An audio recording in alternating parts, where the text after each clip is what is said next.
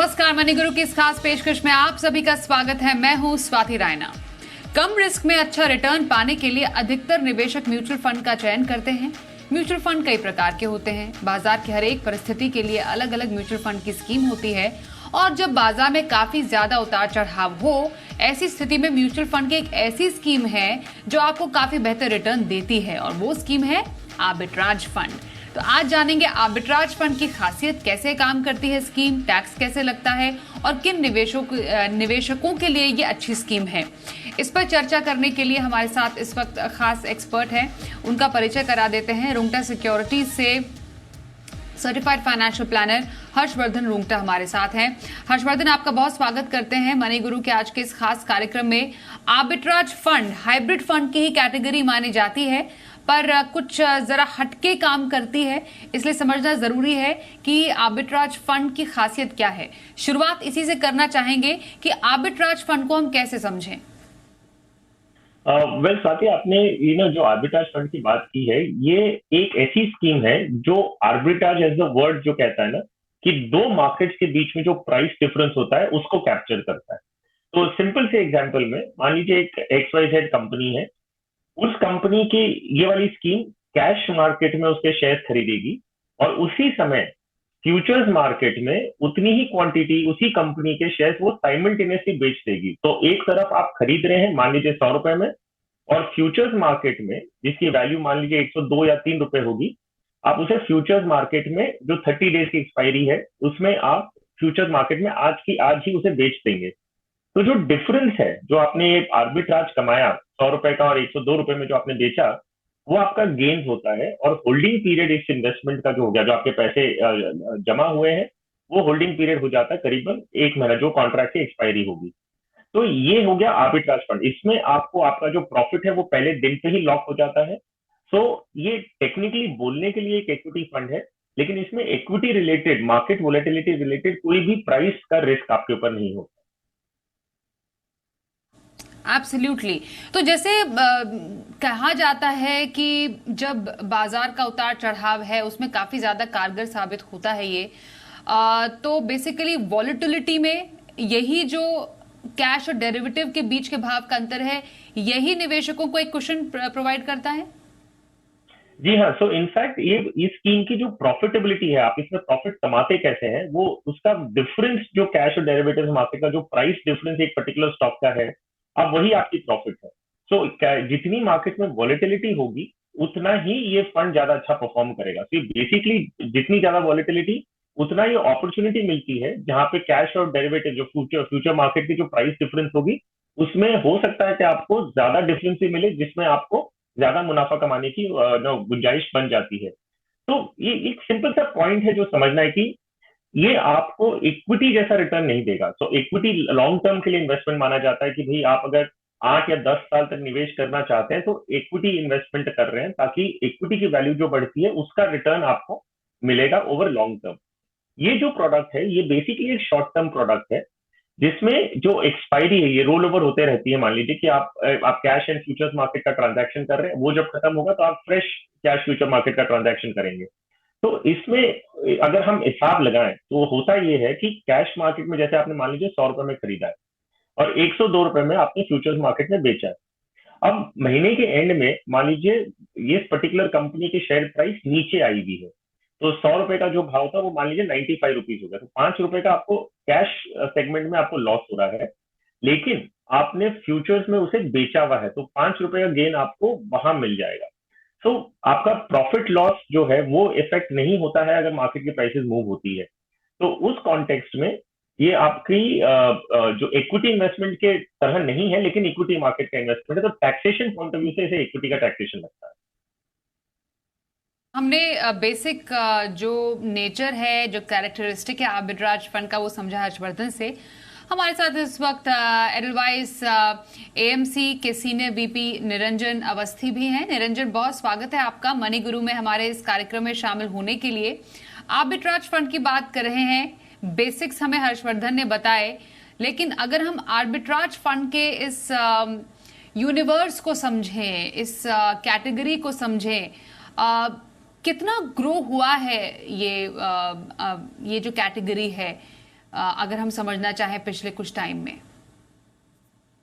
Sure, धन्यवाद पहले तो मुझे बुलाने के लिए।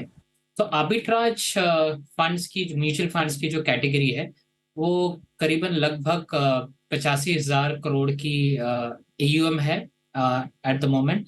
लगभग 12 से 15 फंड्स है इस कैटेगरी में। और पिछले कई 2-3 सालों में धीरे धीरे ये AUM जो है इसकी मात्रा ग्रो हो रही है। इसका अवेयरनेस बहुत ज़्यादा इम्पोर्टेंट है। आज की तारीख पे काफ़ी HNI इन्वेस्टर्स, कुछ हद तक रिटेल इन्वेस्टर्स और काफ़ी मात्रा में इंस्टीट्यूशनल इन्वेस्टर्स आर्बिट्राज फंड्स के बारे में जानते हैं। ये अभी जानते हैं कैसे काम करता है, इसमें कितने रिस्क है और रिटर्न एक्सपेक्टेशंस कितनी रखनी चाहिए। और इसीलिए लार्जली HNI और इंस्टीट्यूशनल निवेशक ही इस कैटेगरी में आ रहे हैं। फिर भी लगातार ग्रोथ देखी जा रही है। काफ़ी फंड्स है जो ग्रो हो रहे हैं AUM में, और ओवरऑल भी इसका जो AUM है लगभग 90,000 करोड़ है। इसका पीक AUM हालांकि लगभग 1,10,000 करोड़ के आसपास जा चुका है। पिछले कुछ महीनों में आर्बिट्राज रिटर्न्स कम थे क्योंकि इंटरेस्ट रेट्स कम थी, और इसीलिए थोड़ा आउटफ्लो हुआ था। अभी धीरे धीरे निवेशक फिर से इस कैटेगरी की ओर आ रहे हैं क्योंकि रिटर्न्स काफी अच्छे हैं, स्प्रेड्स काफी अच्छे हैं अभी इस मार्केट में। Okay, absolutely. जैसा आप निरंजन भी कह रहे हैं हर्षवर्धन कि मोस्टली जो HNI है इन्वेस्टर्स हैं, इंस्टीट्यूशनल इन्वेस्टर्स हैं, उनका रुझान आर्बिट्राज फंड की तरफ ज़्यादा बढ़ा है। पर एक अगर बड़े तबके की बात करें जो रिटेल निवेशक हैं, उनके लिहाज से आर्बिट्राज फंड आपको कैसा लगता है? क्योंकि शायद ये एक एरिया है हर्षवर्धन जो कि शायद अनएक्सप्लोर्ड है। और क्या वजह है कि HNIs और इंस्टीट्यूशनल इन्वेस्टर्स में आर्बिट्राज फंड के प्रति ज्यादा रुझान है? तो देखिए स्वाति, इसमें ना क्लियर एडवांटेज एक है टैक्सेशन का। तो हम अगर समझें, जैसे मैंने कहा कि ये जो स्कीम है ये कैटेगरी इक्विटी कैटेगरी में आती है क्योंकि इनका इन्वेस्टमेंट अल्टीमेटली इक्विटी में हो रहा है। लेकिन जो एक्चुअल अंडरलाइन है उसमें इक्विटी का कोई रिस्क नहीं है, क्योंकि हमने देखा कि आपने एक तरफ कैश मार्केट में खरीदा और साइमल्टेनियसली आपने डेरिवेटिव्स मार्केट में उसे बेचा है, तो आपको कोई इक्विटी का प्राइस रिस्क नहीं है। अगर टैक्सेशन पॉइंट ऑफ व्यू से हम अगर बात करें तो टैक्सेशन पॉइंट ऑफ व्यू से फर्क कैसे पड़ता है? आप मान लीजिए आपने 1 साल के लिए इन्वेस्ट किया है और ये लिक्विड फंड, अल्ट्रा शॉर्ट, लो ड्यूरेशन या मनी मार्केट के कोई इन्वेस्टर्स हैं, वो अगर डेट में करते हैं, तो पहले चलिए डेट का टैक्सेशन समझ लेते हैं। अगर आप लिक्विड फंड वगैरह में इन्वेस्ट कर रहे हैं तो 3 साल की होल्डिंग के अंदर में अगर आप बेचते हैं तो आपको शॉर्ट टर्म कैपिटल गेन्स लगता है, उसका टैक्सेशन है जो आपकी इनकम स्लैब है उसके बेसिस पे आपको टैक्स लगेगा। 3 साल के ऊपर आपने अगर होल्ड किया है तो आपको 20% टैक्सेशन है प्लस इंडेक्सेशन, जो भी इंडेक्सेशन बेनिफिट है वो मिला के आपको 20% आपको जो भी प्रॉफिट होता है उस पर टैक्स देना है। अब इसके कंपैरिजन में अगर आप आर्बिट्राज फंड लेते हैं, इसमें कोई इक्विटी का प्योर इक्विटी एक्सपोजर नहीं है, आपका आर्बिट्राज पोजीशन है जो आपको मोर और लेस एक इक्विटी के वोलेटिलिटी से इम्यून करता है। अब इसमें आपका होल्डिंग पीरियड मान लीजिए 1 साल का है, क्योंकि इक्विटी टैक्सेशन है, तो 1 साल के अंदर में आपने अगर कुछ भी प्रॉफिट कमाया है तो उस पर आपको टैक्स लगता है 15% का। और अगर लॉन्ग टर्म है, मान लीजिए 1 साल के ऊपर आपने निवेश करके रखा है और जो भी प्रॉफिट होता है उस पर आपको भरना है 10% टैक्स, और उसमें भी फर्स्ट 1 लाख आपका एग्जेम्प्टेड है। फर्स्ट 1 लाख कैपिटल गेन्स जो आप बनाते हैं, लॉन्ग टर्म कैपिटल गेन्स, उस पर कोई टैक्स नहीं लगता। अगर ये आप कंपेयर करेंगे जो डेट फंड के टैक्सेशन से, तो नेचुरली जो HNI इन्वेस्टर्स हैं जिनका जिनका 20 या 30% टैक्स ब्रैकेट में आते हैं, उनको अगर कोई भी लिक्विड फंड जैसी स्कीम में इन्वेस्ट करना है तो उनके लिए आर्बिट्राज मच बेटर होता है। अगर हम रिटेल इन्वेस्टर की बात करें, अगर ऐसे कोई भी इन्वेस्टर हैं जिनको शॉर्ट टर्म के लिए पैसे लगाने हैं, जो इक्विवेलेंट टू लिक्विड फंड या लो ड्यूरेशन मनी मार्केट फंड का जो उनका इन्वेस्टर है, अगर उनको वहां पैसे लगाने हैं और वो 20 और 30% टैक्स ब्रैकेट में आते हैं तो उनके टैक्सेशन पॉइंट ऑफ व्यू से arbitrage fund are very very good. तो इसी वजह से आप देखेंगे कि रुझान काफी है इन्वेस्टर्स का टुवर्ड्स आर्बिट्राज फंड। और डेट का टैक्सेशन पॉइंट ऑफ व्यू से अगर मैं बता दूं, जो ये लिक्विड फंड और कैटेगरी है जो लेस देन 35% इक्विटी में इन्वेस्ट करते हैं, उनका लॉन्ग टर्म शॉर्ट टर्म का कोई फर्क नहीं पड़ता, इन द सेंस कि उनको शॉर्ट टर्म कैपिटल गेन्स ही लगेगा even if their holding period is more than 3 years. तो उनका जो टैक्सेशन पीरियड जो एलिमेंट है वो उनकी इनकम में जोड़ के टैक्स होने वाला है। एब्सोल्युटली। तो टैक्सेशन का हमने समझा। निरंजन, रिटर्न के लिहाज से हम आर्बिट्राज फंड की कैटेगरी को कैसे देखें? हम कुछ नंबर्स भी दिखा रहे थे, क्योंकि लिक्विड फंड की यहाँ पर बात ही हुई और उसके टैक्सेशन को हर्षवर्धन जैसे बता रहे थे, स्पेशली आफ्टर जो डेट टैक्सेशन में जो बदलाव हमने देखे हैं। आर्बिट्राज फंड के पिछले कुछ टाइम के रिटर्न और उसकी रिटर्न जनरेशन जो कैपेबिलिटी है वो कैसी रही है निवेशकों के लिए? इसमें हमको पहले समझना चाहिए कि आर्बिट्राज का जो रिटर्न है ये किस चीजों पर निर्भर है। 3 चीजें हैं जिस पर वो निर्भर है। सबसे पहले तो बाजार में इंटरेस्ट रेट्स की लेवल क्या है। अगर इंटरेस्ट रेट्स ऊपर है तो आर्बिट्राज स्प्रेड्स या आर्बिट्राज का जो रिटर्न्स है वो भी इंटरेस्ट रेट्स के आसपास होगा। अगर इंटरेस्ट रेट्स नीचे है तो आर्बिट्राज स्प्रेड्स भी नीचे होंगे, बिकॉज एक कॉस्ट ऑफ कैरी का कॉन्सेप्ट होता है। किसी और दिन हम वो भी समझेंगे, but cost of carry is nothing but जो आपको रिस्क फ्री रेट या इंटरेस्ट रेट बाजार में मिलता है वो एक होता है। दूसरी एक और चीज है जिस पर आर्बिट्राज फंड्स का और स्प्रेड्स का रिटर्न निर्भर होता है, वो है बाजार में कितनी तेजी है और वोलेटिलिटी है। अगर बाजार में वोलेटिलिटी या बुलिश सेंटिमेंट ज्यादा है तो आर्बिट्राज स्प्रेड्स जनरली ज्यादा होते हैं। अगर हम पिछले 6 महीने में देखते हैं, 6 महीने के पहले बाजार काफी वोलेटाइल था लेकिन सेंटिमेंट्स जो थे वो बेरिश थे, तो इसीलिए जो फ्यूचर्स में स्प्रेड्स मिल रहे थे वो काफी कम थे। आज के तारीख में अगर हम देखते हैं, मई महीने में FIs का लगभग 4 से 4.5 बिलियन का इन्फ्लोज आया है। सेंटिमेंट्स काफी अच्छे हैं, बाजार नई ऊंचाई की तरफ पहुंच रहा है और अभी पिछले 2-3 सालों में सबसे अच्छा आर्बिट्राज में स्प्रेड्स मिल रहा है। तो ये दूसरी चीज है जिस पर आर्बिट्राज का रिटर्न निर्भर करता है। और तीसरी चीज है कि कितने लोग आर्बिट्राज स्प्रेड्स को खेलना चाहते हैं। जैसे मैंने एक एग्जांपल अभी दिया था, जो आर्बिट्राज फंड का AUM है, आर्बिट्राज फंड्स जो है ये काफी बड़े मात्रा में मार्केट, इक्विटी आर्बिट्राज मार्केट। अभी जो ये AUM है लगभग 90,000 करोड़ के आसपास है। कुछ टाइम पहले, कुछ महीनों पहले या साल पहले ये लगभग 1,10,000 करोड़ हो गया। अगर ओपन इंटरेस्ट काफी है लेकिन AUM जो आर्बिट्राज स्प्रेड चेज कर रहा है ये अगर कम मात्रा में है तो भी आपके रिटर्न्स बेटर हो सकते हैं। आज के तारीख में अगर हम देखें, ये तीनों चीजें काफी फेवरेबल है। इंटरेस्ट रेट्स काफी ऊपर है, बॉन्ड यील्ड्स काफी ऊपर है, मार्केट में काफी बुलिश सेंटिमेंट्स है, और तीसरी जो चीज है AUM भी काफी कम है compare to open interest in the market. Arbitrage market का ओपन इंटरेस्ट लगभग 1,90,000 करोड़ के आसपास है। निवेशक, सबसे बड़ा जो निवेशक है वो mutual fund, arbitrage mutual fund लगभग 90,000 करोड़ है। बाकी FIs या HNI इन्वेस्टर्स भी है, लेकिन फिर भी एक डिमांड सप्लाई का गैप है। इसीलिए ये तीनों चीज अगर हम देखते हैं जिसपे आर्बिट्राज रिटर्न निर्भर होते हैं, ये काफी फेवरेबल है आज के तारीख। लंबे समय में अगर हम इसको देखें तो रिटर्न एक्सपेक्टेशंस कितना रखना चाहिए। जो बाजार में इंटरेस्ट रेट्स है उसके आसपास इसकी ग्रॉस रिटर्न की एक्सपेक्टेशंस रखनी चाहिए।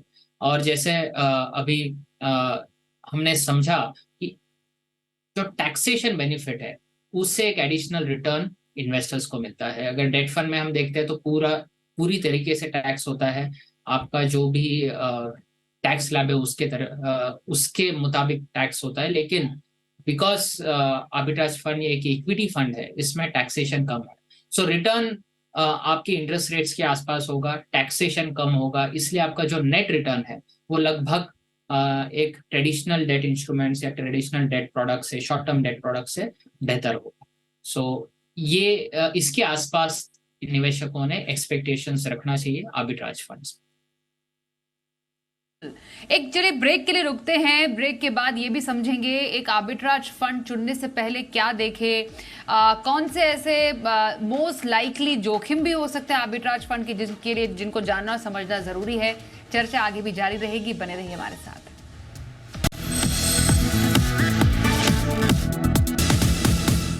आर्बिट्राज फंड पर खास चर्चा आज हम कर रहे हैं। हमारे साथ एडलवाइस एएमसी के सीनियर वीपी निरंजन अवस्थी हैं और रुंगटा सिक्योरिटी से हर्षवर्धन रुंगटा से कर रहे हैं खास चर्चा।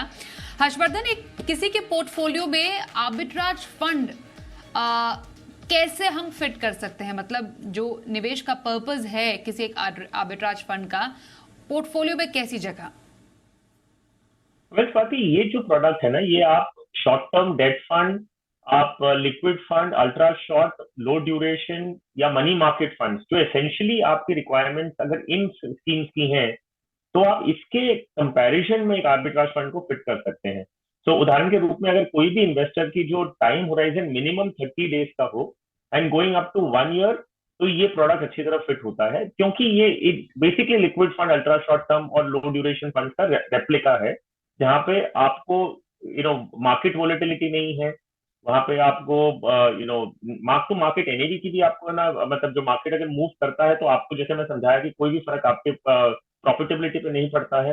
इसमें क्रेडिट रिस्क नहीं है, क्योंकि आपके कोई डेट पेपर्स नहीं है जिसकी क्रेडिट रेटिंग है। सो आई थिंक ये एक प्रोडक्ट जो है, ये एक शॉर्ट टर्म प्रोडक्ट है, जिसका कंपैरिजन आप लिक्विड फंड या अल्ट्रा शॉर्ट टर्म फंड, लो ड्यूरेशन या मनी मार्केट फंड के साथ में कर सकते हैं। तो ये आपकी उन्हीं रिक्वायरमेंट्स के लिए। और एक चीज सिर्फ ध्यान रखना होगा कि एग्जिट लोड्स होती हैं इन स्कीम्स में, जो अगर मान लीजिए आप 30 दिन ऑन एन एवरेज, बाकी सारी जो स्कीम्स हैं, मोस्ट ऑफ द स्कीम्स जो आर्बिट्राज फंड की हैं, तो लगभग 30 डेज के पहले अगर आप रिडीम करते हैं तो आपको एग्जिट लोड लगता है। कई स्कीम्स हैं जो 15 या 21 दिन का भी उनका एग्जिट लोड का पीरियड होता है। तो अगर आपका मिनिमम टाइम होराइजन मान लीजिए 30 दिन का है और 1 साल या 1.5 साल तक का आपका टाइम होराइजन है, तो ये स्कीम उसमें फिट होती है। मुझे निरंजन थोड़ा सा बताइए कि जब हम आर्बिट्राज और हेजिंग की बात करते हैं, दोनों में वो अंतर है क्या? काफी अंतर है। जब हम हेजिंग की बात करते हैं तो हेजिंग कई तरीके से हो सकता है। सो हेजिंग मूलतः आपका जो ओपन इक्विटी एक्सपोजर है, इसको कम करने के लिए हेजिंग हो सकता है। सो यदि आपके पास एक पोर्टफोलियो है 30-40 स्टॉक्स का, और उसके अगेंस्ट आप निफ्टी फ्यूचर्स सेल करते, उसको भी हेजिंग कहा जा सकता है। हालांकि ये परफेक्ट हेज नहीं होता है, लेकिन इसमें ये एम होता है कोई निवेशक का कि अगर मार्केट नीचे जाता है तो मेरा जो पोर्टफोलियो है वो डाउन साइड से प्रोटेक्ट हो, इसलिए हेजिंग किया जाता है। आर्बिट्राज में जो एम है वो है दो मार्केट के बीच में जो प्राइस डिफरेंस है, इससे रिटर्न कमाया जाए। जैसे हर्षवर्धन जी मेरे आने से पहले कुछ समझा रहे थे कि अगर एक मार्केट में जो स्पॉट मार्केट है या कैश मार्केट है, वहां पर एक स्टॉक का प्राइस 100 रुपए है और फ्यूचर्स मार्केट में वो अगर 105 है, तो आप इस मार्केट में बाय कर रहे हैं और उस मार्केट में 105 पे सेल कर रहे हैं। फाइनली ये भी एक हेजिंग का तरीका है, लेकिन ये एक आर्बिट्राज के द्वारा हेज किया जाता है, तो जो डिफरेंस है ये आपको रिटर्न मिलता है। इसी तरीके से अगर एनएससी या बीएससी, ये दो मार्केट में एक ही स्टॉक का प्राइस डिफरेंट है, अंतर है दोनों में, तो आपने यहाँ पे बाय किया और वहां पे हायर प्राइस पे सेल कर दिया, ये भी एक आर्बिट्राज अपॉर्चुनिटीज होती है। सो आर्बिट्राज अपॉर्चुनिटीज या आर्बिट्राज का मेन एम होता है कि दो मार्केट में जो प्राइस डिफरेंस है उससे रिटर्न कमाया जाए, रिस्क फ्री रिटर्न कमाया जाए। हेजिंग का मेन एम होता है कि आपका जो पोर्टफोलियो है इसमें रिस्क कम किया जाए। ये फ्यूचर सेल करके हो सकता है या एक पुट खरीद कर हो सकता है। काफी तरीके हैं हेजिंग के, जब आपको आपके पोर्टफोलियो का रिस्क कम करना होता है। ऑल राइट, क्योंकि इसको हम कम जोखिम का निवेश कह रहे हैं आर्बिट्राज फंड को, क्योंकि अनिश्चित बाजार में ये एक अच्छा कुशन देता है टुवर्ड्स रिस्क। लेकिन क्या ये टोटली रिस्क फ्री हम माने? क्योंकि म्यूचुअल फंड में निवेश तो कभी भी रिस्क फ्री हो नहीं सकता। हर्षवर्धन, कुछ ऐसे जोखिम जो हम निवेशक जो हैं वो समझना चाहें आर्बिट्राज फंड के निवेश करने से पहले? वेल देखिए स्वाति, इसमें जोखिम बोल के मार्केट का जोखिम, क्रेडिट रिस्क का जोखिम तो है नहीं कि भाई आपको पेपर डिफॉल्ट होगा या ऐसी कोई सिचुएशन होगी कि मार्केट का प्राइस गिर गया तो आपको फायदा नहीं हो रहा है, तो आपकी एक तरफ सेलिंग भी किया हुआ है। तो मार्केट रिस्क, आपको क्रेडिट रिस्क दोनों नहीं है।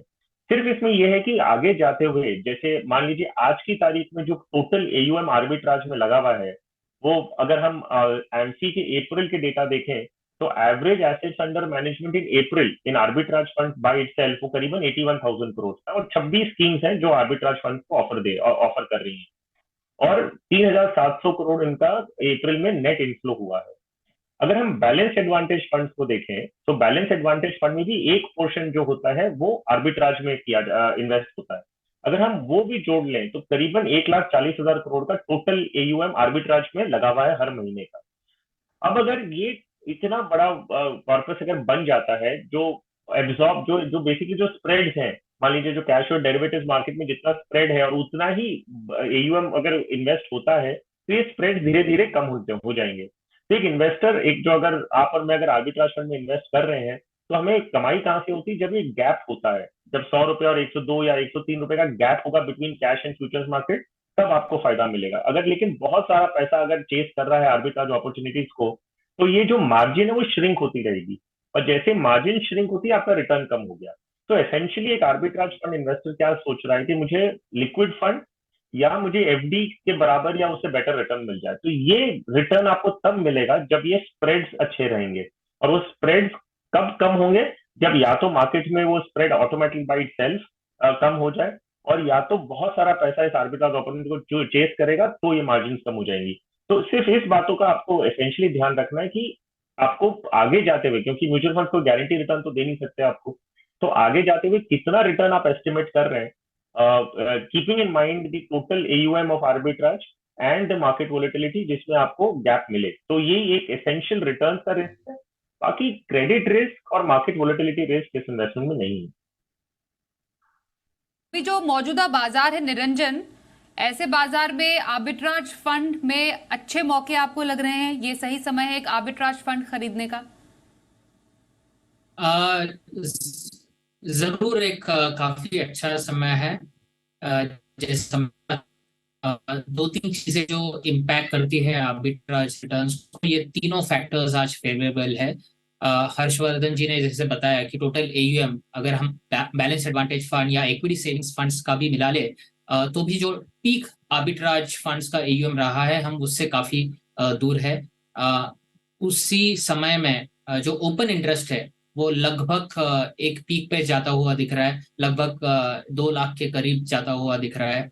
इंटरेस्ट रेट्स काफी ऊपर है, मार्केट में बुलिश सेंटिमेंट्स है। तो जो स्प्रेड्स है, हालांकि ये मंथली स्प्रेड्स होते हैं, अगले महीने ये चेंज हो सकता है।